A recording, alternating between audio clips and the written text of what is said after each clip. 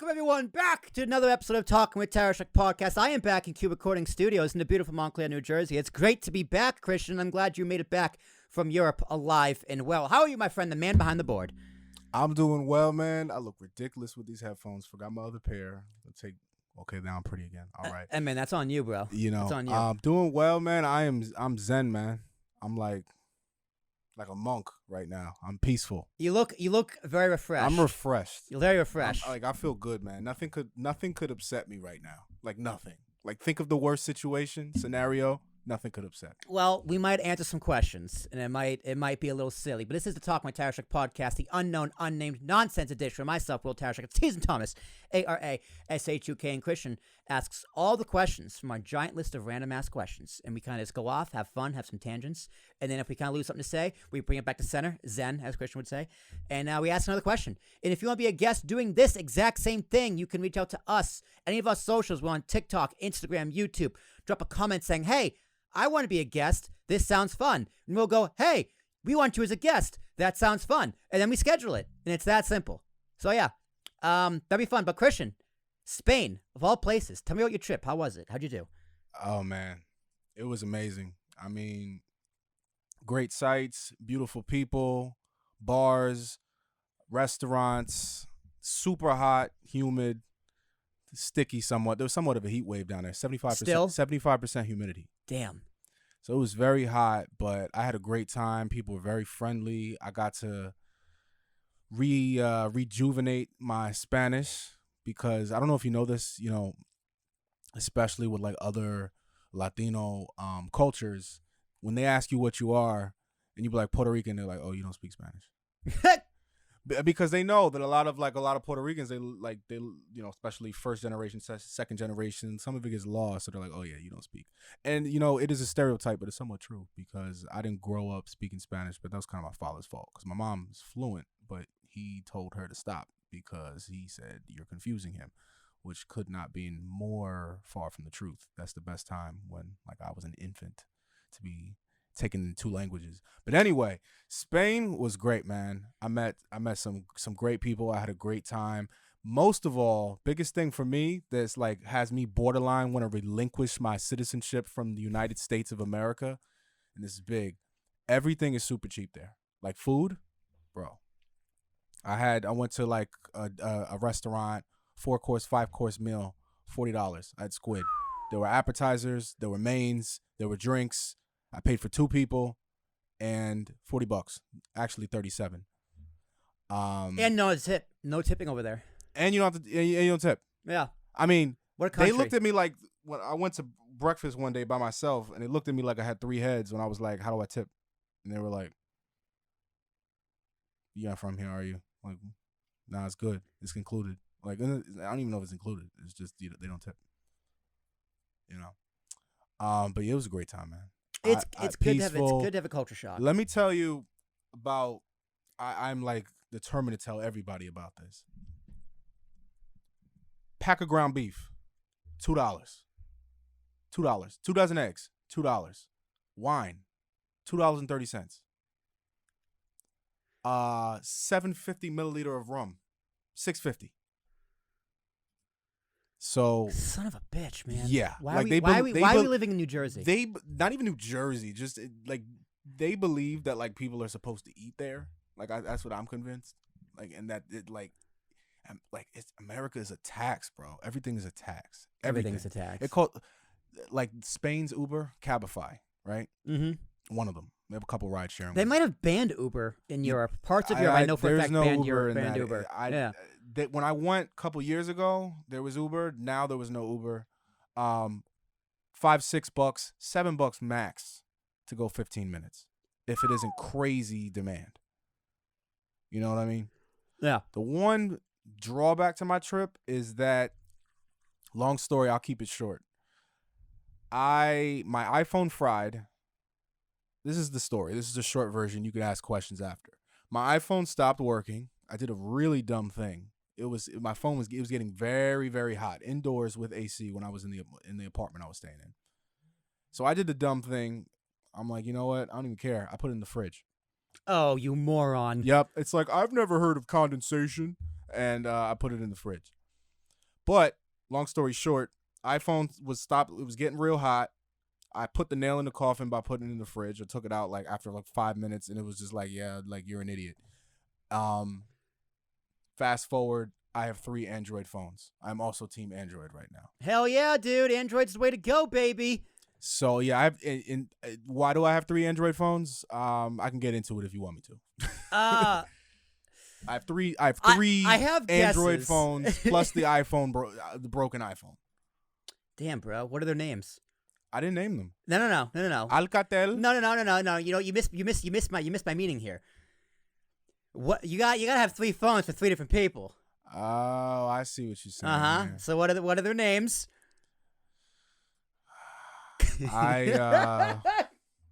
What is it? I implement my you can my plead Fifth the Amendment, fifth. right? You can plead the Fifth. You can say I'm full of shit. My You can Fifth say I'm Amendment full right of to shit. not self-incriminate. But no, that wasn't even it, man. It was I got the first one, cheap $80 Android. It was a smartphone. You couldn't open more than one app at once. Yeah. Do they work? They work over here? So that's the thing. The first one, I had a Spain SIM card I already got beforehand. I took it out my iPhone, put it in that one. Then a couple days later, I left it in a cab. Bro. Right? Bro. I left it in a cab. And like it was like a unique situation because it lodged into the seat, like into the trunk. Normally, okay. I've never done this before. Yeah, it happens. It happens. Because I was like, oh, I just got out the car, and as soon as I got out, I was like, I don't have my phone. And so that was that. I couldn't get it back for a couple days because the help number that they were giving you are like individual numbers that connect you with an agent. That it's a scrambling thing that every time you call it's a different number, but the number was not connecting. So I didn't have a phone. So what do I do? What does Christian do? I go to the store where I'm having them look at my iPhone to get repaired, and I go, yo, you're not gonna believe this. I lost my other phone. I need another phone. These phones are way too expensive. I already dropped $8 on the phone. What do you got? So he gives me like an old Galaxy, $100. Pretty good phone. It was a good deal. So cool. I end up getting my other phone back eventually. A couple days later, I come back to the States and my American SIM is not working. So I'm like, what is the problem? I've had so much phone trouble. I have 3 Androids. Matter of fact, I have 2 Androids. So I go to the store and they say these phones are not supported by Verizon. So I'm like, what? Okay, what does that mean? You got to buy another phone. 3 Androids. Dude, that sucks. So I dropped like $300 on phones like in the past. I thought I've had problems with phones in the past, but man, I can't hold a candle to that. I have broken some phones in some pretty stupid ass ways. But that was like the only thing. Everything else, man, I was peaceful. I was going out, going to bars, acting like a native, shopping at the supermarkets and chilling. I was there 15 days, so it was a good time. It's a long time, man. It's a good time to be out of the country. I wish I could do that. One day I'll do that. The best thing I ever did leaving the country, actually, the only time I left the country was me and my friends, senior year of college, went to Jamaica for spring break. It was like 8 days, maybe a little give or take. And it was great. Stayed in an all-inclusive resort, waking up having pina coladas like 8 in the morning. And nice. We got really drunk. We made some really stupid decisions. My friend did mushrooms, which was, I don't know why he bought mushrooms and do it on the beach, but he did. And he enjoyed them. So shout out to that guy who sold that guy, my friend, some mushrooms. Yeah, I was like, I'm not opposed to eating mushrooms, just not from a stranger on the beach in Jamaica. Does he have a name? Like I was curious the drug dealers' names. I didn't ask, dude. I didn't talk to him. I wanted no part of that. Call him Frank. Frank? Yeah, the most un-Jamaican name ever. Frank the Jamaican drug dealer. Well, the cool thing about Jamaica was, actually, there's a lot Frank of has dual citizenship. He was born in the States. There's a lot of cool, yeah, totally. There's a lot of cool things about Jamaica. Like the first thing that we got asked when we got in the cab, not even where you going. It's just, do you want to get weed? And we just look at each other and go, yeah. Really? Yeah. So the cab driver's like, do you want weed? We can get you weed. He's like, we give him $30 and he gave us like a bunch of weed. It's Jamaica. It's technically federally illegal in Jamaica, but they just don't care. Can you believe that? So I looked into this before I went to Spain.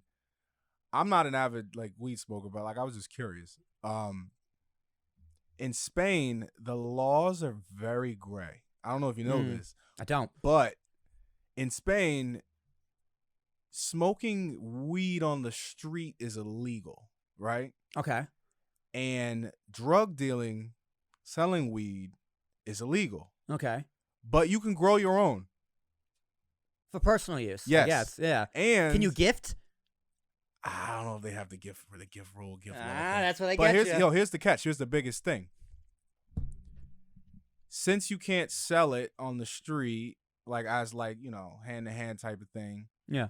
They have weed clubs all over Barcelona. That's where I was. Oh, that makes a lot of sense. Yeah. It's legal though. Yeah. You literally. You just got to do it in a designated area. And the way that it works is like you pay it's like a country club. You pay a membership fee, and you go in there and just smoke. And the other rule is you can't smoke on the street, but you can smoke on private property. So It's either a weed club or your house, your crib.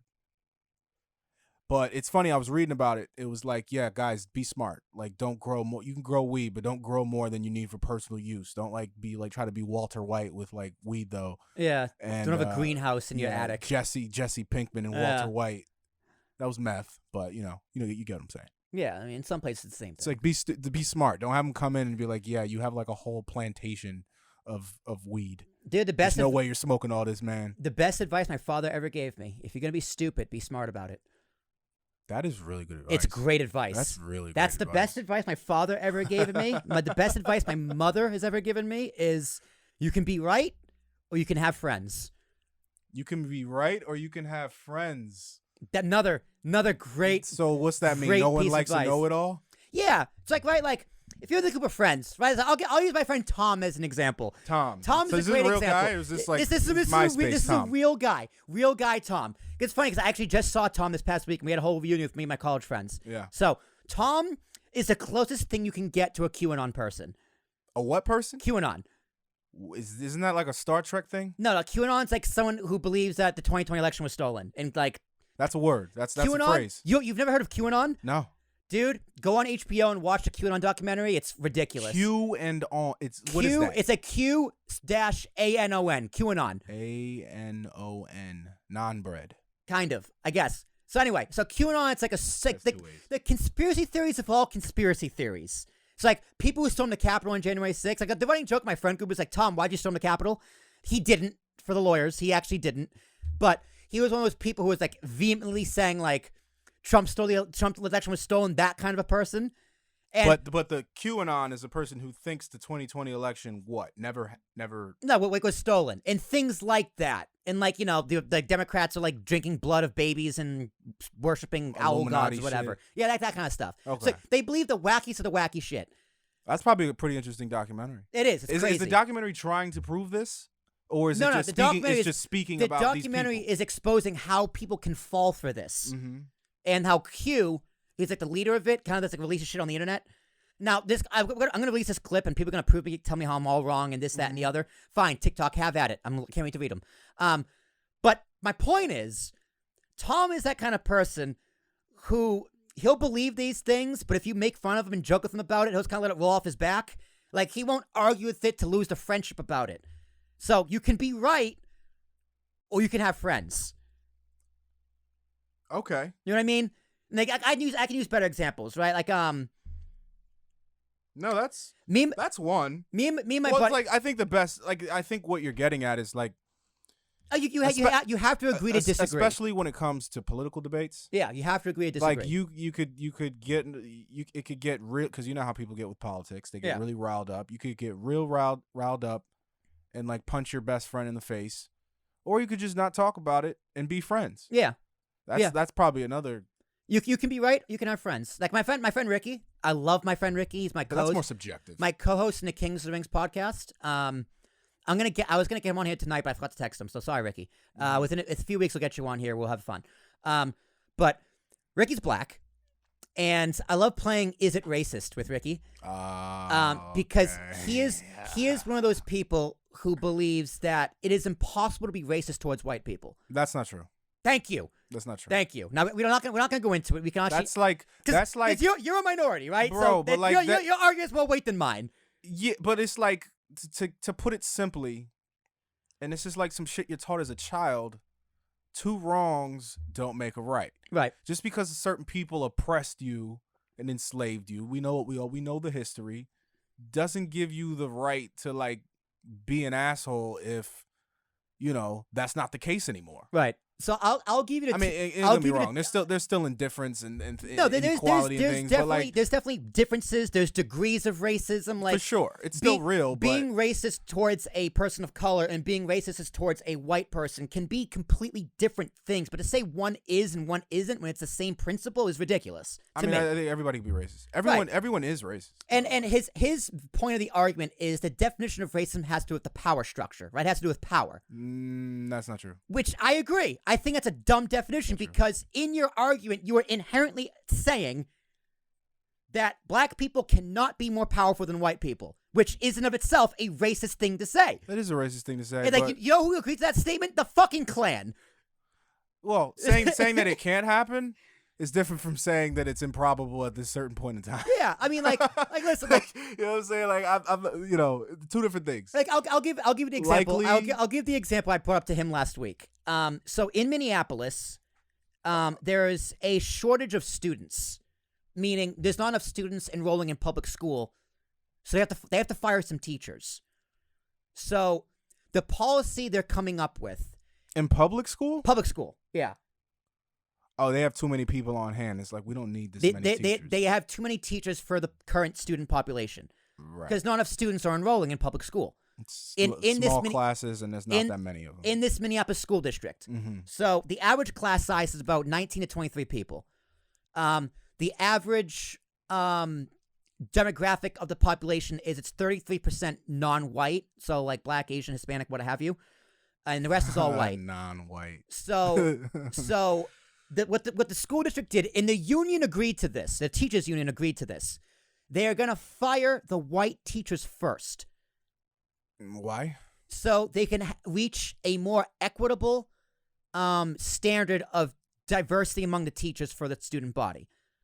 Okay. Now, I have no problem with having teachers being, like, hiring more black teachers or more Hispanic teachers. That is a good thing. But if you were going to just fire white teachers without... It's discrimination. Just because they're... Like, a reason they're fired is because they're white. That's discrimination. And it's racist. I mean, did this happen? Because that's crazy. Yes, lawsuit. that is happening. That's a class act. Oh. Yeah, of course. Well, they're going to win. They're going to win big. So, Christian, I'll ask you: is that racist? To fire the white teachers? Yes. Yeah. Of course. Definitely. Of course. Rickie would be like, no, because it's the power structure. I'd be like, I guess I can be right. No. I can be right, or I can have friends. The thing is, like, that is a very narrow-minded view of racism because racism is so much more complex than that. So much more. There's so many layers to racism. Yeah. And like talking about it the way that your friend Rickie is talking about it, right? And Rickie's a very, very smart man. He's talking about it with a focus on the system. Yes. Like, okay, the system is racist, but that doesn't mean that's the only thing that qualifies as racist. You can make a racist remark. There's a funny comedian. Who was it? It was a white comedian. And he was like, yo, everything. Oh, what's his name? Kyle Kinane. Never heard of him. Hilarious. He does this really great stand up. I'll get into that in a minute. But he talks about, he's like, racism, sometimes it's by accident. And he's like, okay. He's like, you're walking in the park and you go, oh, they're playing Frisbee? He's like, it's not really that messed up, but it's racist. Yeah. Well, it also begs the question, right? Like, can you be racist for a good reason? Right? Like, is being racist always bad? Now, I'm not going to name a statement where it could be good. Where racism is good. Okay, how about this, right? That's a tough one. So I can't think of a scenario. I'm going to go, well, okay, maybe not good, because I do think this is bad, but it's definitely different. I'm going to go back to colleges again. So there's certain colleges around the country that the black population of that college wants to only dorm with black students. You know a lot about these issues. Yeah, I follow a lot of shit. Yeah. Right? So, because this generally annoys me. So a lot of the black students want to have a black-only dorm to room with only black people because they feel uncomfortable living with white students. Now, I don't, bro. Now, on the surface, That's not necessarily bad, but it is segregation. No, it is bad. It's segregation. And it's like, you know what that is? It's segregation. That's Little Italy. That's Chinatown. Yeah. That's Spanish Harlem. That's what that is. It's a refusal to assimilate. It's segregation. And it's segregation. So, but here's the difference. But like the thing is, like to me, like I was gonna say the difference for me. The reason why I say it's refusal to assimilate is because it's by choice. Exactly. That's my point, right? Because someone's just like, this is like segregation from the 60s. It's like, well, no, that's different because the framework and the defense they're using, meaning the people of color, Right. Pronouns, pal, they're using the exact same verbiage and language that white students and parents and teachers would use in the 60s, saying, our white students do not feel safe with these black students. Now, I don't think it's but I think no, it's not the same. I don't think it's not the same. Not the same. I'm saying, but it's the same principle. I was gonna say, it's the same I don't principle. know if it's like a safety thing for like the black students. I don't think they're like feeling unsafe. It's the same verbiage. It's just it's the same it's word like for word, the exact same verbiage. Oh, exact. Okay. Yeah, like, safe. They're using safety. They are using safety. Like people of color are using the word safety as white people in the 60s used the word safety. Now, it's not the same thing. Like one is clearly worse than the other, but both are still under the same principle. I think this is a case of racist. taking woke too far. Yeah, of course. Of course. I think any reasonable person would think that. I mean, the idea of that is not very woke at all. But like you said, and that was another point of mine, it is, like, is it really segregation if they're doing it by choice? No, it's instead of being forced? That is the big difference. Well, how do you define... I think the word segregation itself isn't a bad word. Doesn't it? I mean, we could look up the definition, but from what I understand, it just means the separation of two different things. Yeah, it's like But when we hear segregation, we hear the context behind it and our history in the country and racism. It's tied to race. Yeah, segregation is tied to race. Yeah. Okay, the word is actually... I think so. The definition of segregation has the word... We should look it up. Look it up. We should look it up. Let's see. So, like, it's interesting, and I don't mean to throw my friend Rickie under the bus, but I am. He is... Oh, we get him on here. We'll have we will. I can't wait to talk about this. I honestly... Because I'll okay, look, I think... Go ahead. I think I was right here. It's okay. The action or state of setting someone or something apart from other people or things or being set apart. The enforced separation. So it's also... But the thing is, the implication is that it's forced. Yeah. It's not a choice. It's not just a separation of two different things. Well, it says the action or state of setting, which means something is setting apart. Like in gym class, they would segregate you by gender. Right. All the boys and girls all the in one girls. class, all the girls in the other class. Right. Yeah. Right. Or locker rooms, boys and girls. That's technically segregation. Technically, that's good segregation. That's good segregation. That's good segregation. So, yeah. It's like, who's for segregation of the boys and girls in locker rooms? So I love playing Is It Racist with Rickie, because at the end of the day, I got to remember, I can be right or I can have friends. And Rickie, that is racist, though, and Rickie's a great friend. That's racist, man. I'm like, listen, we can agree to disagree. Because I did bring this up with him last week. I was like... Wait, is he adamant about this point? He's very adamant. Okay. Because he is a master's in like psychology. So he's like I think he's not a clinical psychologist, but he works. He's a pretty smart guy. He's a very, very, very smart guy. Yeah. And he is someone who I would say has experienced black on black racism, which he says also can't exist. Well, but the thing is, you can't make that argument. If you're gonna make the other argument, if you're gonna make the argument that white people can't be racist, black people can't be racist towards white people, you can't make the argument that black people can be racist towards black people. No, he's saying they can't. He calls it colorist. Well, it is a thing, but no, I think you can be racist to your own race for sure. Like there's a lot of like there's if you're gap white, with black people. There's like the same thing with Spanish people. There's a word for it. There's a word for being a dark-skinned person in Spanish, and it is often used as a term of endearment as if it's normal. Yeah, it's called moreno or morena. And every Spanish family, like, oh, morena. And it's like, you're calling me darky. That's what you're calling me. That's the term of endearment. Yeah. So there is inner colorism, racism, whatever you want to call it, and cultures of color. You know. Yeah, of course. It's like honestly, like you ever heard of like white voice? Like among the black community. Oh, well, yeah, of course. So it's just it's just like other black people make fun of other black people for being too white.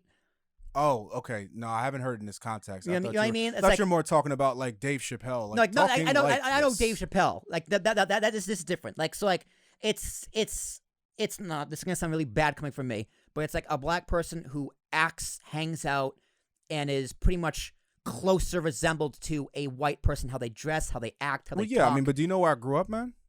Here, I'm assuming here in Montclair. Yeah, which is like a diverse town. Very diverse. Where there's black kids who play lacrosse. I wasn't one of them. Right. But that was constantly, like, I don't know, like, as a black person, person of color, growing up in a town, diverse, it would be better white to, people, it'd be better somewhat to Jared middle class. about this. It's really somewhat confusing growing up what your identity is, you know, because of this white voice thing that you're talking about. It's like, oh, like, do I need to, in the toxic masculinity of black people, be thinking they need to be extra macho and tough and they need to know how to fight and everybody. There's so many things like, oh, I need to be able to run fast and jump high and play basketball and play sports because that's what black people do and be, you know, but that goes into the other issues of socioeconomics and what like our role models are, which are like rappers and basketball players and not enough doctors and lawyers. So I'll give you another like blatant on the dot one.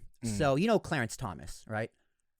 Clarence Thomas, the Supreme Court Justice. Yes. So he's like as black can be. Like he's black, right? He's black. He's black. The color black. The color black. So there is a TikTok video. like I showed my blank phone. That was a little mean. I apologize. But I mean, he's black. I mean, he's black. He's dark as hell. But he's dark. So there was a TikTok like after Roe vs. Wade got overturned. There was this black kid on TikTok who was making fun of him, and this kid is light skinned black. So he did blackface. He put on brown paint to make himself darker to mock Clarence Thomas. So I asked the question: Is that racist? He's doing blackface. He's doing blackface. And listen, is it blackface? Listen, yes. Like, because now I'm thinking about it. Like, you know, just to play devil's advocate. Oh yeah, sure. It doesn't have the same meaning, does it? It not because if a white like when not white if a people white did person does blackface it. back in the day. No, if a white it was from a position of like condescension and looking down. Yeah. I'm a clown. I don't speak, and I'm making all these faces with the black face. Yeah, you know what I'm saying? Is it the same? It's not the exact same. Like it probably got a similar reaction though. Degrees to racist. No, it got the exact opposite reaction. It was praised. It was praised. It was definitely praised by most people. Most people, like people on the left, it was praised. People on the right, it was condemned. Imagine that. But it's not the exact same. The right wants reparations for being racist in the past. It was racist when we did it. It was racist when we did it. Why isn't it racist when... It's not the exact same because of the historical context and power dynamics if a white person did it. I'll concede that for sure. But there's a big but. Okay. We are raising our kids and we are in a society where we understand that blackface in every context is wrong. And now you're going to go except for this one. It's tough. Like I'll grant you, it's not the same. It's not even close to the same. But the basic principle is this is wrong because it's racist. Well, here's the thing. Fundamentally, at a fundamental level, at the least, it's a skin. It's making fun of the color of the skin. Yeah. So on the most like stripped down fundamental level, that's what it is. So Rickie called it colorist. Again. Which to me sounds like a synonym for racism. It's not. It's well. You still want to call it racism? It's like it's more like else. It's more like it's borderline. It's more like prejudice. It's like that's another word. Yep, that's another synonym for racism. Sure. Well, not necessarily. It's close enough. You could be prejudiced towards like fat people. Sure. I'm sure someone could definitely consider me prejudiced towards fat people. But like you wouldn't say you're racist if you hate fat people. You would say you're prejudiced. So that's kind of where the difference. No, you could be racist if you say you hate fat black people. Yeah, add that in there. But you said like colorism, like within the black community, there's a big divide. Maybe not so much anymore, but light skin versus brown skin. Yeah. Like light skin is like you're light skinned. Yes, I am. And Jared's light skinned. People always no, Jared's not light skinned. He's more closer to brown. He's like in the middle. He's still light skinned. People always was questioning me, like trying to just test my manhood all the time growing up because I was lighter than like the brown and the dark skinned black people. Yeah. Because within the community, it's like you're considered pretty or soft. And like if I really think about it, it comes down to, and this is like, whoa, comes down to house slaves. Mm-hmm. And ones in the field. Yeah. And like on like a subconscious, deeply rooted in the brain level of a colored person. I'm different than you. Yeah. Like, oh, nah, I was out in the field. You was in the house. You know, like. We're not the same. We're not the same. We're not the same. But like fast forward, you know, to modern times, that's not the case. But it's still something that lingers. Like, oh, look at this pretty or this soft, this light skinned dude. You know, and like ask any light skinned person, ask any light skinned black guy. Like within his own community, like was there ever any friction or you felt any type of way, you know, just based off your own skin within a community, which is interesting, right? Yeah, we only think of racism when it's another culture versus another most of the time. Dude, but that's prevalent in every other. It's prevalent in a lot of cultures. Haitians, the geishas. What's a geisha? You know, sounds sexy. I do not want to be ignorant on this, but I think it's. We can Google if we have to. Is it? It might be Japanese or Chinese. The one when they put all the makeup on, the very, very, very white makeup. I'll look it up. Okay. No, I know what you mean. Like in Mulan. Like the Memoirs of Geisha. That was a movie. No, this is the first for me. Really? Yeah, it's the first for me. So actually, I'm gonna look up that movie. Okay, you know what? I'm just gonna pull it up. Oh, dude, that was another thing. So I asked. So you see this? Yeah. This was the thing. Yes. For like richer royalty, more well regarded. Yep. And I just want to make sure I'm not saying the wrong culture. Japan. I knew it was Japanese. I knew it. I knew I was saying it wrong. I think China might have done it too, or something similar. Of the most success, it says wider Japanese society with the most successful businesswomen. So a lot of cultures have colorism or inner racism. Because I'm not arguing that it's not somewhat racist. You know, it's like classes within a race, which is I think that's the reason why people use the word colorist. Okay. Well, see, that's a better explanation than Rickie gave me. Yeah. Then we'll talk about Rickie. I could keep talking about Rickie. I kind of want to, because there was another one. There was actually one more. Okay, one more thing about Rickie. So it's because this is not a shot at Rickie. It's a shot at the definition of racism that he uses. Mm-hmm. The power structure. I go, so okay, can a Chinese person be racist to a black person? Yes. Yeah, you'd think so, right? But I was like, well, how does that work with your power dynamic? I don't remember. Well, there is an argument for that. See, like, I mean, like, 'cause based on the power dynamic, it's like, okay, now it's just the minority Olympics and the oppression Olympics. Well, there is an argument about that because, as far as the stigma of the black man in comparison to the stigma of the Asian man or woman, in our society, Asian people are considered to be less threatening. There's the stereotypes of them being passive, and this, that, and the third. So, like, I guess hierarchy-wise, you know, they'd be a little above us, but that's still like a stupid argument. You know what I'm saying? Like, I mean, I'm Italian. In the 1930s, my family wasn't considered white.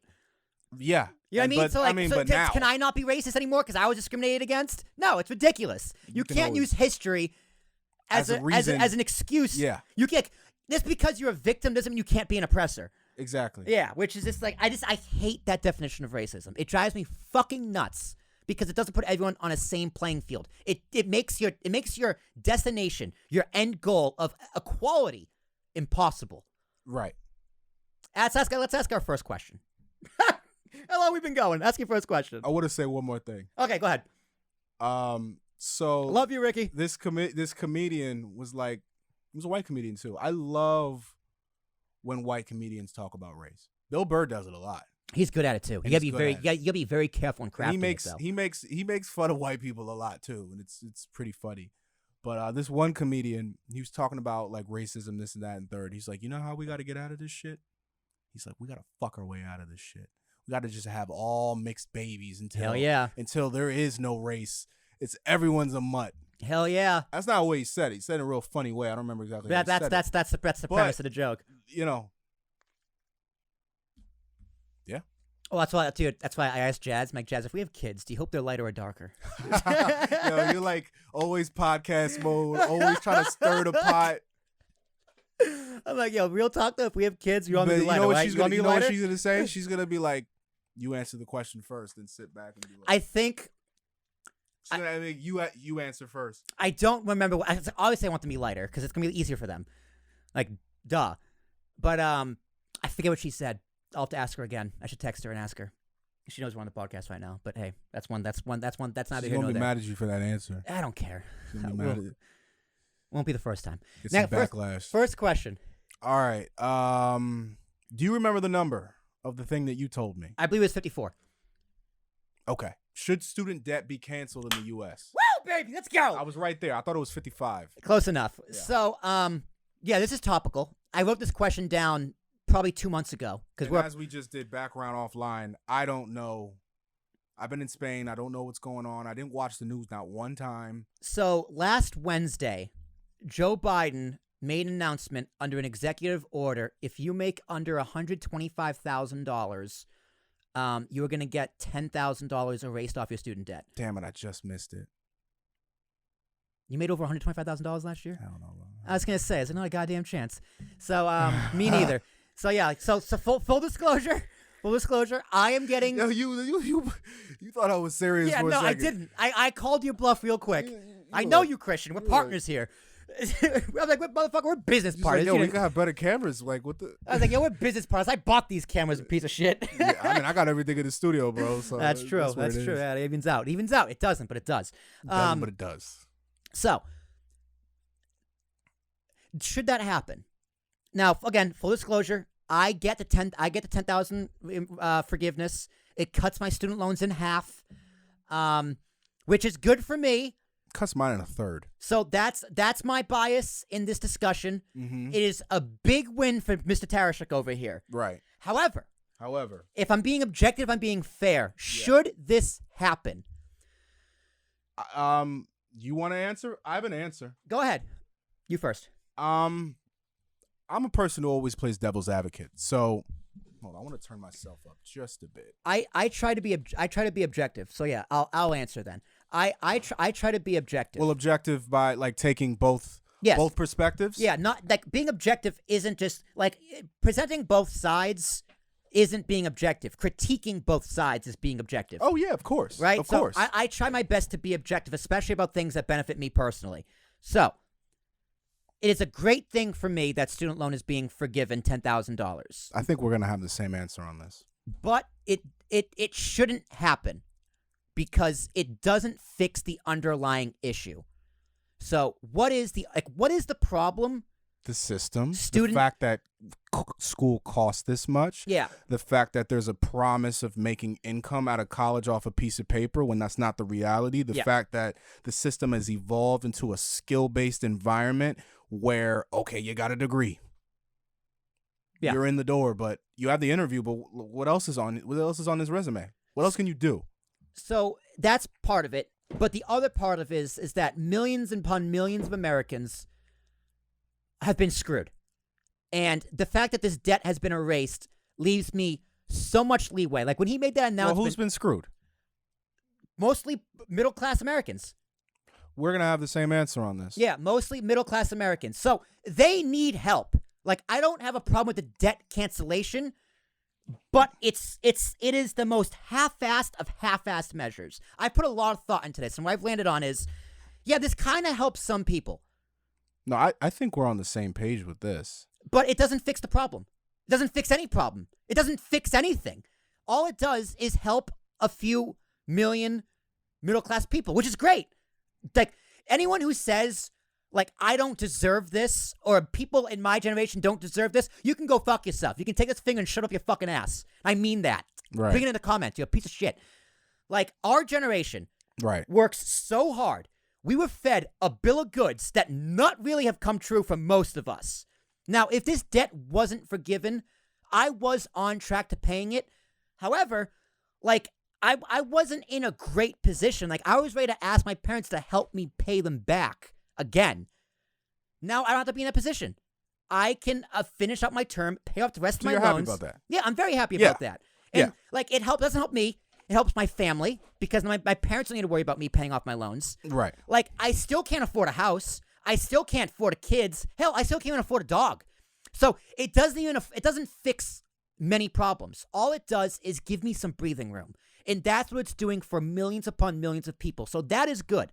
That is the good thing about canceling loans. The bad thing is that it doesn't fix the issue. It doesn't fix college. Because, Christian, I don't know if you know this, within 4 years, all the money, the $2 trillion, let's say, it's been forgiven, it's back within 4 years. We're right back where we started.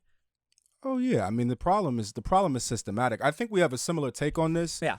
Because what I was gonna say, probably in a much just quicker to the point, is like, because you talked about a couple other things. My main point was, I'm a person who grew up middle class. Me too. Right. My parents make decent money. They're realistically above that threshold, right? Mm-hmm. Now, as an individual, as a 27-year-old, I'm under that for sure, right? Yeah. But it's always easy to say when you don't have. You're like, oh, the middle class, like, they're good, they have it. But the thing is about the middle class, what I realize and what my experience has been, not just with my family, but just seeing other middle class people, is that you have more money, but you got bigger bills. Yep. So people think that people are like living middle class and that they have a house and that they have a car. And it's like, yeah, they have those things, but then they have no disposable income. Mm-hmm. Right. So, yes, the lifestyle is a little bit better, but, you got to sometimes pinch pennies and cut back. And, of course, if you had to choose which one you would have, of course, I'm not saying like, oh, the middle class has it so bad. But what I'm saying is that the middle class is also struggling to pay their loans. They can't pay their loans. Exactly. This and money. And the thing is, obviously, there's degrees of can't. There's people under that threshold. They really can't. And there's people. And then there's like, oh, I can't, but, I'm going to have to change my lifestyle and I'm going to have to do these things and really, really cut back. It's going to be difficult, but it's not impossible. So I think it goes for the middle class. It's very, very, it's difficult to pay the student loans. But then for the people under that threshold, it's damn near impossible. So I'm happy for the people under the threshold, but I also understand economics to a degree, and that the backbone of the country and its success, in my opinion, relies on the middle class. Yes. That is complete opposite of trickle-down economics, and that's what it is. A strong economy, in my opinion. I'm not an economist. I'm not an expert in any way, shape, or form. I took economics in college, but so I'm an economist. In my regular ass dude opinion, the strength of your economy is based on the strength of your middle class. Right. Exactly. And that's how it's always been. The middle class has always had more money than the upper echelon, and that's why tax system's kind of the way it is, because that's where all the money is. However, in the past few decades, there's more money in the top 10% than the bottom 90%. You also have to... You can fact check me on that, but I'm pretty sure and that's the thing is, we also have to make the distinction that just because you're not 125K or more, you're not middle class, because middle class doesn't start at like 30, like... Well, $100,000 isn't what it used to be. Well, it's not. But some people consider $60,000, $50,000 to be middle class. Depending where you are in the country, for because sure. The median income in the United States like is 30. it's like probably about $40,000-$50,000. It's 30. I think it's between. Look it up. It's between. I think it's between 30 and 40. Like and globally, right? If you make $60,000, you're considered rich. You're considered in the top 1%. I'm pretty sure that's true as well. Also, again, fact check me on everything. This is to me talking on top of my head like normal. But yeah, I got into it with my uncle. Shout out to Uncle Phil. He gave me the back in my day argument. I'm just like, Phil, if I could jump through this phone and smack you in the mouth, what you got? I wasn't able to find the answer that I was looking for because I typed in median salary or median income. It gave me the same answer for this. But down here, it said median salary in 2021 was 79. That's family income. Family income. That's fair. So so family income is mother and father, or father and father, mother. It's two people. Right. So cut it in half. 79. Okay, so it actually increased because I thought it was around 50. Let's see. 67. Okay, we're getting different answers. In 2020, we were getting 67,000 median household income. Let me see what I can find. Average in the U.S. Well, because average is different from median. Median. And median is what we're looking for because we're looking for middle class. Okay, so the average is 56,000 as of 2020. Average. Yeah. Okay. Average That's selling a in the US bit different. 2021. That's different from middle, but yeah, that's a figure. Is $100,000 a good salary in the U.S.? Yeah. You make much more than the median workers in America have the quality of life. Yada. So Yeah, apparently it middle depends where you class. live. Apparently middle class is starting at. So technically, a couple. Well, the middle class is technically huge. Well, technically a couple each making 40 grand is considered middle class.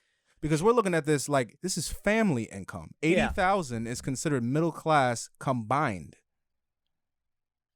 And I don't think you could afford a house on that. Most people couldn't afford a house in the country on that. You couldn't afford sending kids to school without loans on that. Well, they say the rule of thumb is 30% of gross income for whether it's rent or mortgage. So yeah, what is 30% of 80,000? 80,000. About 24,000?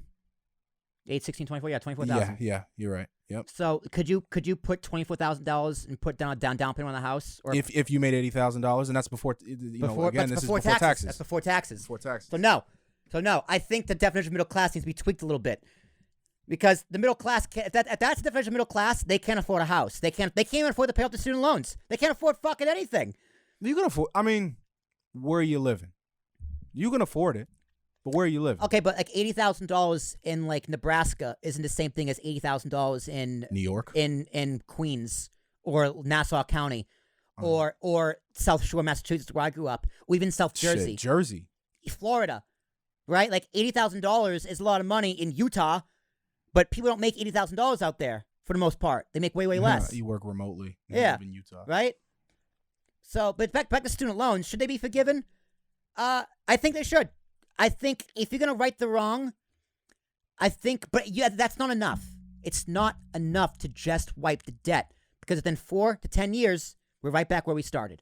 Mm-hmm. So you got to it doesn't fix the problem. And again, what problem are you trying to solve with wiping out student debt?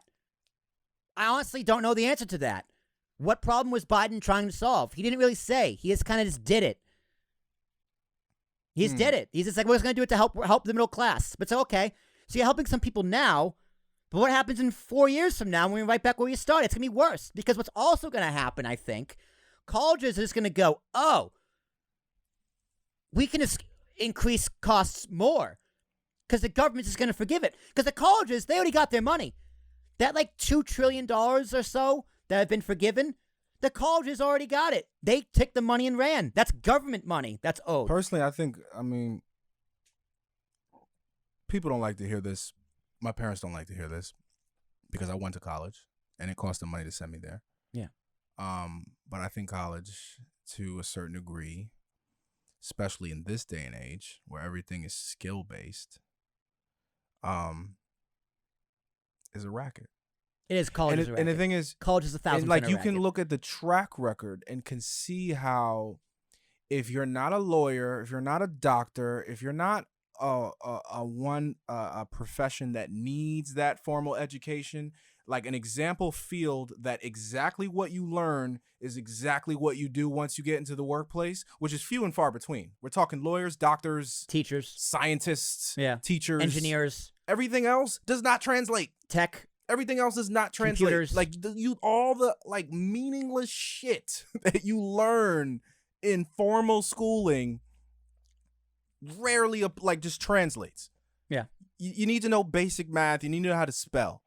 You know, And that's what K to 12 is for. you know what I'm saying? Yeah. And then after that, you need more classes that are more like School of Life. How to balance a checkbook, how to make a budget, how to, get a loan. They don't teach these things. Yeah. So And that personally, should be in K to 12. I think college Or community college. Free community college. That stuff should be in free community college. I think college is like bullshit. And the thing is, you can see the track record and know it's bullshit because the standard for what piece of paper you need keeps going up.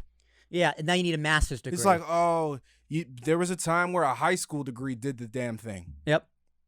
Now they just hand those out. Then it's like, now you need an undergrad degree. You need Not a even 4-year degree. You need a master's degree. Yeah. You need 6 years. Saying you need 6 years of college. I'm saying the track record. It went from high school to a 4-year degree to now a master's. Now people are getting double. One of my friends, double masters. Double master. My sister, double masters. So they can, and if you talk to someone in grad school, talk to anyone in grad school, they're going to tell you there is X amount of students who are just half-assing their way to get a piece of paper that says they can be paid 6 figures. Well, Gary Vee, he was like, he made a joke about it. He's like, you're gonna pay for your kid to go to school and get drunk and have sex for 4 years? Hell yeah. Dude, honestly, that's another. And do drugs. That's another thing about college that does not get talked about at all. That's a whole part of it. That's, honestly, if I was to go back and do it all over again, I would do it just for the social experience. You were like, I would become a degenerate. No, like, I had my degenerate days, but no, like that's the real benefit of college, the social aspect. I went to college a boy, and I came out this much closer to being a man. Being unemployed in the workforce for as long as I've been made me a man. I also think that college teaches you bad habits. It depends on your experience. It depends on the Well, it person. depends on your experience. Like, but in the real world, you cannot be like, okay, for example, I don't want a 7:30 class a.m. Yeah. I'm going to have one at 11. Yep. I'm going to have one at 3. I had no Friday classes, no 8 a.m. My first class I don't even have class on Friday. You know what? Yep. Don't want to do it. Yep. Why? I make my own schedule. In real life. Yes. Yep. No, that's a good point. That's a very good point. It's an excellent You're like, point. hold up. I got to be at work at 7? Hold up, I got to be at work at 8? Oh, I got to stay there till how long? 9? I got to work till 7 9? to 7. I got to work till 10? I got to work 14-hour days? I got to work weekends? Unrealistic. And that, I'm not saying college is all bad, but that is my argument for the school of life. Because some friends of mine who either didn't go to college or ended up dropping out are more successful than a lot of the people I know that went to college. Go to your local Starbucks and ask them, people who work there, how many of them have college degrees. I'm curious to see the answer. I'm not going to do it. The answer is all of them. The answer is almost all of them. That's what a college degree gets you nowadays. A fucking barista. Yeah. Depending on your major. Especially if you're in LA. Right, like again, especially if you're in LA. Especially if you're in LA. And again, like I just career. had like a mini reunion. They had their fancy football draft. And I was kind of hanging out. My friend from LA flew in. Oh shit. And I saw them, and we all went to college. We went to Hofstra, and they're all doing very well for themselves. They're all doing financially better than I am. But then again, they all had degrees that were financially paying better than I am. Actually, that's not true. I'm doing better than Tom. You doing better than Tom? Doing better than Tom. Shout out to Tom. But like, they all went to college for like business.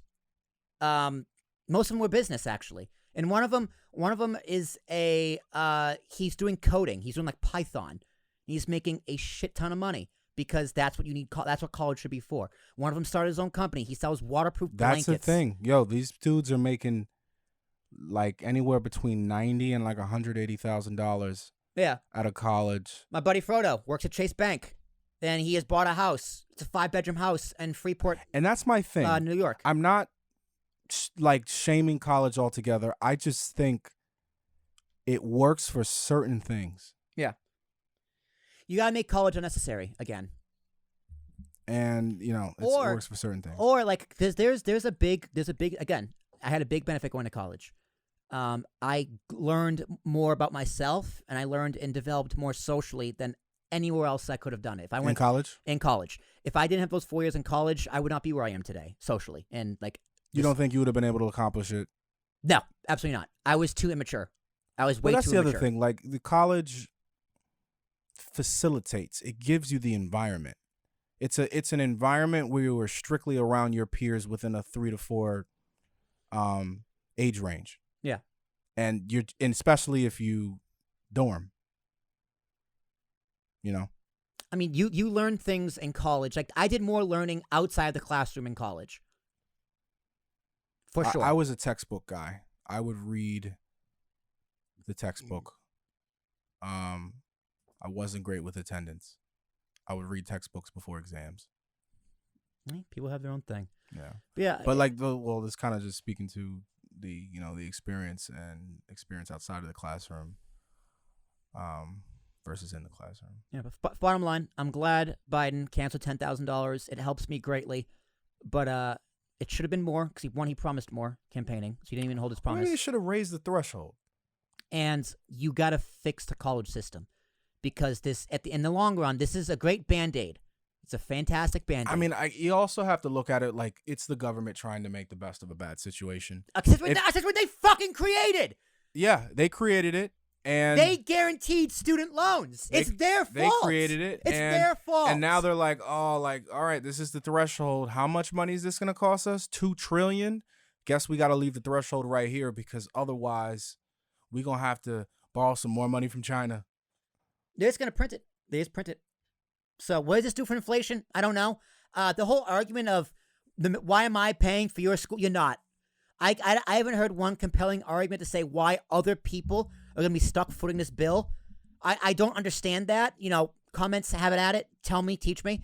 But I haven't seen one argument. What's the argument? It's just like people who didn't go to college, like, oh, now I have to pay for it. It's like, well, how are you paying for it? Are you going to get a bill in the mail? Well, people are going to say taxes. That's what they're going to say. Yeah, but that's prove it, right? Like how?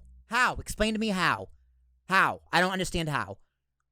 I would love to talk to an economist about this and see what they say. That's like when people say that the thing about illegal immigrants. That's different. There's a case to be made for that. Well, there's a case to be made, but do you see okay, I guess the argument I'm making is the job one, they're stealing our jobs. And it's like, really, dude? We'll go become a roofer. Go do things like yard work. Yeah, go they're stealing, clean houses. They're stealing no jobs. one's taking your job. They're stealing jobs people don't want. It's like no one's taking your job. But the thing is, though, they're doing it for less and they're not paying taxes. That's the difference. That's the argument. And that's fair. And that's the reason. That's fair. They're not paying taxes. That's fair. And that's they're not paying income tax. Let me be specific. They're not paying income tax. Mm-hmm. And to be even more specific, well, any of the taxes. They pay sales tax and they pay other taxes. Oh, the sales tax. They'll pay other taxes. But they're also making sure that wages won't go up because who's the business going to hire under the table for cheaper or pay taxes and pay someone higher, an American. So for that part of the argument, yes, they do take money from the middle class. That is a sad truth. Yeah. But especially student loans, I don't see that A to B connection. Especially the tax thing. And the whole I did it, so you have to do it too. You can go fuck yourself because college back when my Uncle Phil went into college was back when the U.S. was on a gold standard. All right, that was a long fucking time ago. It was in the gold. It was in the 70s. Right? And you know how much college tuition has gone up since then? 3,000 times higher tuition has been. Where'd you go to school? Hofstra, Long Island. I knew that. Yeah. I had a scholarship, paid for half. My student loans weren't too bad. I actually looked at this the other day. I never missed a payment. I had about 30 grand. I paid off 7 to the principal, 2,000 in interest. When this started, the payment pauses. I paid some of it because it was interest free. And then beginning of 2021, I was like, hold up. Why am I paying this? What if it gets forgiven? Because you know what it was? Biden won the election. And I stopped paying loans because I was just like, well, what if they get forgiven? Well, there's also the whole COVID deferral. Yeah. So they've been on pause. The payment pause also got extended to the end of the year. So you don't have to make payments to the end of the year. But if you do this, still interest free goes direct to the principal. So what I've been doing, I was like, okay, I want to keep paying because it's gonna go to my principal. It's less money. However, what if he forgives it? I don't get that back. So what I did is I opened a savings account, and my typical payment was $278 a month. So I was like, all right, I'll put away $50 a week. That's a car payment. $50. It's a car payment. Some people pay more. Some people have to pay $600. All right, that's like a lot. Some people have to pay $1,000. Some people have to pay rent or equivalent of rent to pay off their student loans. Some people have $150,000 in student debt. All right, this doesn't help them at all. But that's not me. I'm talking about me now. So I put away $50 a week. Essentially, I put away the money I would have paid, but just in case he forgives it, now I have it. So I was ready to make a payment actually tomorrow. I was going to make a payment tomorrow for $4,300. That's how much money I have saved off my principal and start paying up loans again. This was your plan. My plan. Prior to this. Prior to this. Like January 2021, I came up with this plan. So I put away $50. You're a disciplined guy. Dude, honestly, shout out to my girlfriend. You are a disciplined guy. She is very fun. She keeps me financially in line. She rubs off on me. Because literally no one wants to pay their student loans. No one really cares to pay their student loans. No, but I put the money aside just in case. And it's like, okay, best case scenario, I have about $5,000 extra. Worst case scenario, I pay off $5,000 to my principal and I have a less monthly payment when it comes back. Mm-hmm. But now I'm in a situation where, okay, end of the year, I'm going to have about $5,000 of extra cash. What do I use that for? That is a great situation to be in. It's a great problem to have. So now I could go, it's not really a problem. It's a problem because I don't know what to do with it. So like it's a problem. So that kind of speaks to your personality. That means that you want to have intention with that money. I want to have options, which is what I have. So I can pay it off and cut my debt in half again, and I'll have like 7 years to pay off $5,000. My payment will be super low. I can invest it and play the stock market, or I can put it towards the business. That would be good. So I don't know what I'm going to do, but I'm going to keep saving just in case. Because you don't know what you don't know. You have no idea. So that's what I started doing for the past 2.5 years, almost 3 years at this point. And that's because I was like, you can't rely on the government. So it's not too late, man. People still have 3 months. Like, save those payments like you're going to make them. And the day before, you can pay it off to the principal, or you can invest it, or you can stick up your asshole. Doesn't matter. Wow, man. You're going to have an extra 5 Gs. Yeah. So I'm in this helped me tremendously. But here's the thing though. My life goal is I want a wife, 2 kids, and a house. Notice I didn't have anything with my career. Why is that? Because like money isn't the most important thing to me. It's just what I need to get my life goals. That's very un-American of you. I know, right? And that's why I'm gonna be a successful business owner, believe it or not. And that's the kind of energy that I'm not trying to let go of coming back from Spain. Mm-hmm. People there, they live to enjoy their life. Like you see, Jared sees, Nash sees, my business partners, you all see how much I bust my ass for this fucking company. But at the end of the day, it's not my primary goal. My primary goal is to be a father. Like, that is my primary goal in life. I'm just hoping to use this business as a way to fund that, in my career as a way to fund that. Like, my salary can be whatever. Like, so you're a legacy you're a legacy guy. Yeah, like my main goal in life is to have a son who can carry on my name. That's what I want in life. What if you have a girl? I'm gonna be very upset. You're gonna disown her? No, absolutely not. Like, dude, here's the thing. I am very scared to have daughters because I am gonna be that fucking girl dad. Girl dad. I'm gonna be that dad who cries when he watches his little girl go off to college.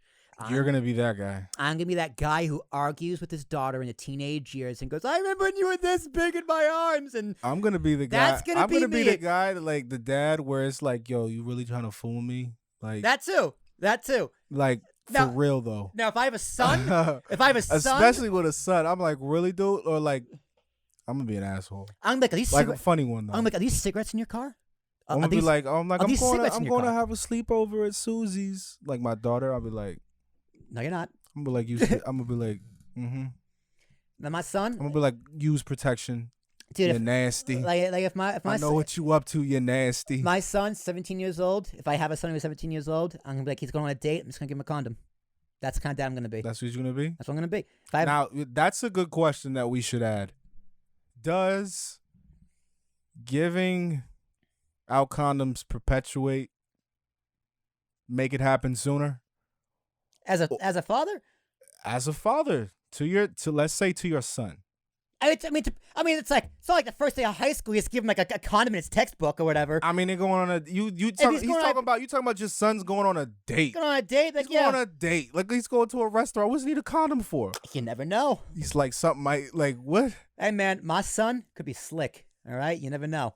He could He's be a smooth operator. He could be a player hater. You never know. No, he would be a player. Dude, if he's got this gray streak like your boy got, your boy, those panties will be dropping, son. He said if he has the gray streak early, I'm giving him a condom. Giving him a condom. 8 years old. You're gonna need this one day. Trust me, kid. You're gonna have to keep it in your wallet. Yo, this is gonna be crazy. Do you know the story of the birds and the bees? You know, I don't actually. My parents. I don't actually know it. You know, it's funny. I remember the exact. It's always been a joke. Like you need to hear the story about the birds and the bees. I don't know why birds. And like it's always been affiliated with sex, but I have no idea what that story is. Never heard. I have never heard a story of a bird or a bee having sex. Why would it be why would it be a bee? But I can tell you the exact place where my mom gave me the talk. I know I could bring you there. The parking spot, the exact parking spot. I can bring. I had it early. I think I was somewhere in high school. They didn't do it in college. School. Yeah, it was during my brother's baseball game. And we're in the car. This kind of came up. She's like, "Want me to talk?" She's like, "Do you want to have to talk?" I was like, "Yeah, sure, why not?" And she pointed to me, sperm against the egg, and et cetera, et cetera, et cetera. And I was like, "Oh, cool." And that was it. 3 seconds. 5 What minutes. was the talk? You know where babies come from. Yeah, I found out from a first grader because my parents had told me that babies, basically the way they explain sex and like where the baby came out of, they explained it as C-sections to me. They didn't talk about cutting or none of that, but they basically said babies came out of stomachs, right? Yeah, me too. No, it was baby. So it wasn't until like I actually remember his name. I think his name was Zachary Hirsch. He's like, "Nah, dude, it comes out where they pee." I'm like, word? How? But How's that this whole happen? birds and bees thing, never heard of birds and bees thing story. But I did have the talk very early. You're gonna be like, what? You had it that early? Like 4th grade? It was like, basically I was a second grader, but like there was like 4th and 5th graders kind of looking at me, and my mom thought he was like, oh, these fast little girls. She's kind of worried a little bit. God. So, and then I don't know. Well, hey, why technically, I don't know why she had this fear. Like, technically, a 5th grader can get pregnant. Oh yeah. And in some places that actually fucking happens. Yeah, that's the worst. I do not want to talk about abortion on this podcast, like ever. Oh, I wasn't gonna take it there. Ever, because I was just saying. I'll talk about pretty much anything and everything. Yeah, but I hate talking about abortion. It's very polarizing. Unless it's in the context of Bill Burr. Well, nope, we're not talking about it. I'm unafraid, but I'm gonna let it rock. We're gonna move on. Yeah, I had it early. Maybe it was 3rd grade. It was between 2nd and 4th grade where it was like, we had a talk. But and that's my point. Did that make me is it the sooner you're introduced to sex, do you become sexually active earlier, or does it make you more careful? Maybe it depends on personality. Well, how old sex. How old were you when you were interested in girls? Like actually interested? I had my first like fake girlfriend in like 5th grade. We didn't even kiss. I wanted to though. Okay. So 5th grade, yeah. But then I became interested in girls in 6th grade.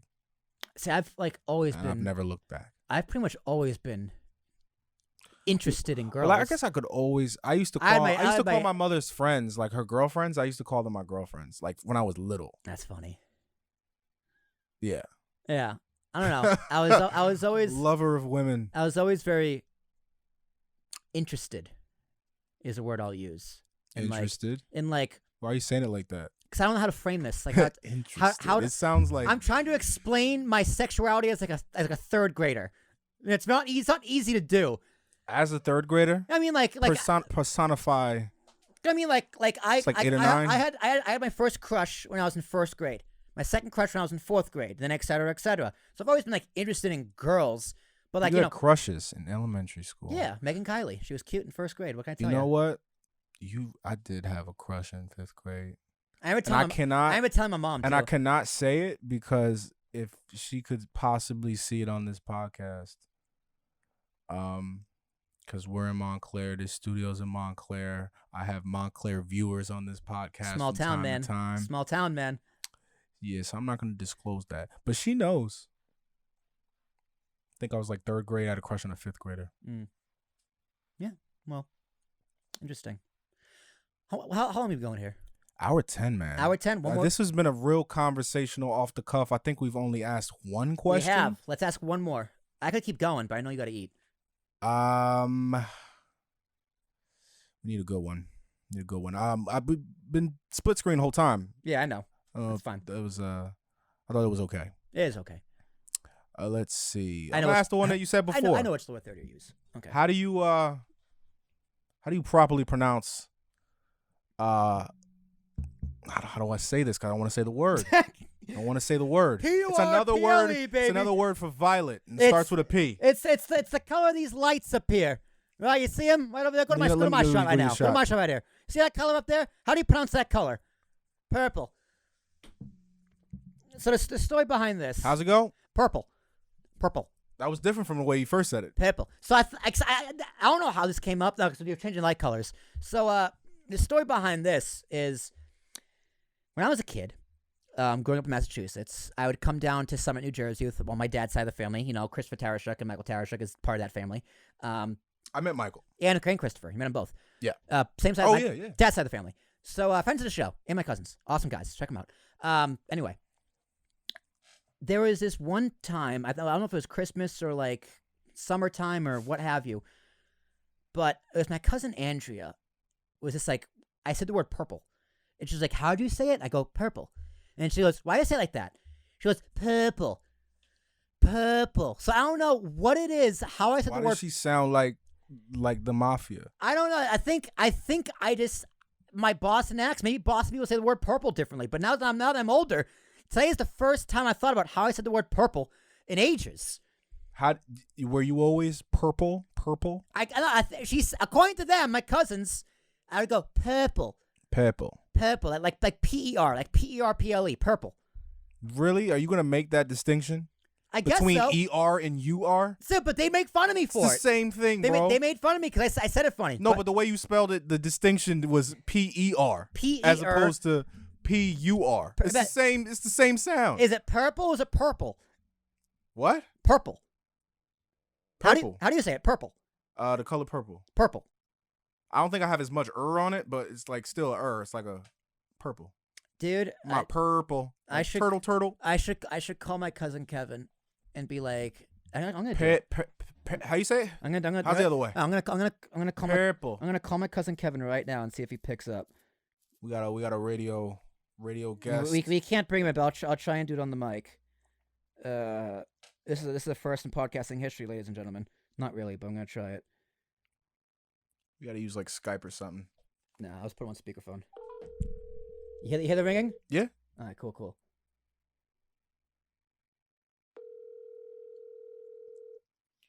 Come on, Kevin, pick up. What's going on, dude? Come on, Kevin, pick up. Hello? Hey, Kevin. Hey. Hey, quick question for you. I'm doing a podcast right now. I'm actually recording you. Okay. So, remember when we were kids, how you guys would make fun of me for how I said purple? I think so. Remember, I was like purple? Yeah. So, what was how did I say it? It was like PER, purple? Do you remember why you guys would make fun of me for it? Yeah, I think you used to do that, and I think Andrew said, like you sound like a cat or something. Can we get him to say it? Yeah, how do you say the word? How do you say the word purple? Purple. So do I say it right now, purple? Yeah. Okay. See, I learned. So I think it was my boss. I'm curious about the prior pronunciation. I think it was my Boston accent. So because I remember it was Andrew and Marissa, like the ones who made fun of me the most. I was like purple. Mm-hmm. Purple. You're not like PER. You're like is it? You're like PRR. It was like PERPL. It's funny because Christian PRR, like you're like purple. Christian, the background of my phone right now on this phone is actually purple. Sorry, it keeps on going in and out. What'd you say? Oh, never mind, Kevin. All right, thank you, Kevin. Studio basement Yeah, anytime. So yeah, signal. So that wasn't as good as I thought it would be. I should have called Andrea, but I haven't talked to Andrea in a while. So yeah, Very cousin cool. Kevin, ladies and gentlemen, that was my cousin Kevin. How I said purple. So yeah, I sound like a cat apparently. A little purr in there. Purple, like purple. You roll your R pretty good. Yeah, dude, I like it. Like a kitty cat. That was like the one thing I was good at in Spanish class. How I roll my R's. Yeah. Can you roll your R's? Like correr or whatever. I do it. Correr. See, you roll it the way I do, which is wrong. How are you supposed to do it?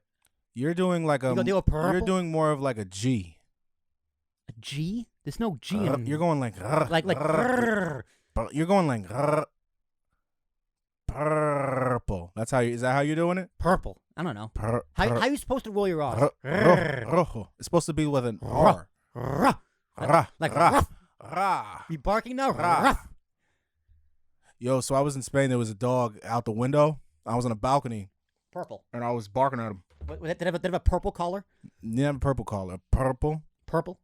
But I do a pretty realistic bark impressions.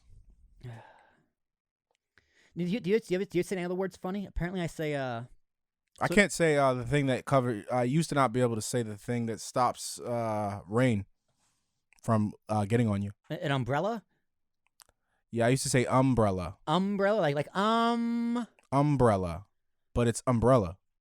So I used to say umbrella. I don't remember. Is the Like you know how in Spanish they have the accento to tell you how to say the word, like how to pronounce it. Yeah. Okay. So I used to say umbrella. umbrella. Umbrella. Like umbrella. Umbrella. Umbrella. Not umbrella. Man, you stupid. Yeah. Yeah, I am. So apparently this is another one. When I was in college, I never knew this actually until college. My friends, I said the word hot dog and popcorn. Hot dog. Exactly. Like I didn't know as I say it like that. What's the other one? Popcorn. One more time. Popcorn. Pup. Like pup. Like a pup. Like P-U-P. So I say hot dog like H-U-T. Hut. And pup dog and popcorn like pup dog and popcorn. I have two stories. I worked in finance and financial advisor days, suit every day. And a friend of mine, you know how you say whether or not? Yeah. He used to say weather. And we were like, whoa, hold on. Say that again? What did you say? He's like, weather or not? Weather this way or weather? I'm like, bro, it's weather, man. Man, you stupid. Man, you stupid. And then there was another guy on the team, and they'll remain nameless. It is hilarious, though. He told me, and he was probably in his 30s, he was like, yo, until I was probably about like 19, I was talking to my dad, and I was saying, like, that's what you're supposed to do. And his dad was like, what? What did you say? He's like, I thought it was supposed to. Not supposed to. Supposed to? Supposed to. Okay. Yeah. Okay, man. So, yeah, some people... English is a tough language. Yeah, it's really dumb. I mean, the way that... Like, pronounce laugh phonetically for me. Pronounce elephant. Elephant. Elephant. No, what's the... Laugh loud. No, it's like the... I think the joke is Ghoti. How is that pronounced? Yeah, I don't know. Fish. I don't get that joke. So it's like it's like the GH. It's the in through. Oh my like, gosh! Right? O and like whatever, and then TI is like a sh sound. I forgot the actual words, but it's spelled GHOTI. But in English pronunciation, it's pronounced fish. Of how the different ways they pronounce it in other words. I mean, English is the only language where there's the same word spelled the exact same way that has different meanings, lead and lead, different and sounds, read and red. Yeah, like dumb, or like I said, laugh, or like let's say weather. Dude, we're probably also the only language that has silent letters. Well, weather, for example, like whether or not. Yeah, and weather. Weather. And weather, like oh, it's raining. I love when weather on shows. I think it's like Family Guy. Like what? Cool whip. Who? You can't even do who. Nah, Whoa. there's no. Whoa. There's, Whoa. whoa. Whoa goes there. Whoa. So Who's? stupid. Yeah. Man, we both stupid. Word, man. This is a good one. This is a good one. We had fun. We had fun. Very could conversational. keep We only got going. a couple questions out, but a lot of material. That's fine. I think we're gonna call it my friend Rickie. My friend Rickie, student loans in the color purple. There we go. That's good. Ladies, put that camera on me. Ladies and gentlemen, my name is Will Tarashuk. This has been a Talking with Tarashuk podcast. Thank you so much for listening. If you made it this far, throughout the color purple, my friend Rickie and student loans. T as in Thomas, Arashuk. If you want to be a guest on this podcast, I swear to God, ask more questions because I don't actually probably know you, so we need the prompt. Thing is, now Christian and I are like, we have good chemistry, so we can kind of just talk and riff, so it's fun, and we don't even need questions, but they're there just in case. But with you, if you come with us on the show, we'll have that support system because I'm here to support you because I'm Will Tarashuk. T as in Thomas, Arashuk. Go to ambiguouspodcastsolutions.com to find all of our shows. Like us on Instagram for shorter reels and clips. I work hard on them, kind of, when Instagram's not fucking buggy on me. I had this problem, Christian, the other day where I posting Instagram clips 5 times in a row would post upside down. No idea why. It just happened. Pain in the ass. TikTok, easy peasy. Our TikTok is growing. Very nice. Once we get to 1,000 followers, we're going to stream there live. I am currently at 160. So, Christian, we are 16% of the way there. It's actually quicker than I thought we'd get there. YouTube.com/TalkWithTarashuk or Ambiguous Podcast Solutions for all our clips. Support the show. Subscribers there are slowly growing. YouTube Shorts are a pain in the ass, too. YouTube Shorts. But yeah, I work hard on this shit so I can pay off my student loans. So yeah, support the show. Christian, man behind the board. What you got? I had a great time today. This was a very organic, not a lot of questions. We had a good time. Recorded at very own Montclair's Cube Recording Studios. Audio, video, we could do it all. It's been a great time with you today, Will. It has been, you didn't say it today, the Unknown Unnamed Nonsense. I did. I said in the beginning. Oh, you did? I did say in the beginning. Segment of the Talking with Tarashuk. Until next week. Week after. I'm in Nashville next week. Oh, Nashville. So in 2 weeks. 2 weeks. I'll be back recording a brand new segment. This one hopefully airs this coming Wednesday, the 31st. If not, it'll be the 7th. I got another interview on this Thursday, the 1st, with Phil Riccobono, former MLB scout. We're talking about baseball, and it's kind of a lot of fun. My very first guest on Talking with Tarashuk, my first guest to come back. So that's going to be exciting. That'll air either on the 7th or the 14th, depending how much work I can get done. But until then, y'all take care and y'all stay sexy out there. And say the word purple for me. You stupid. Purple.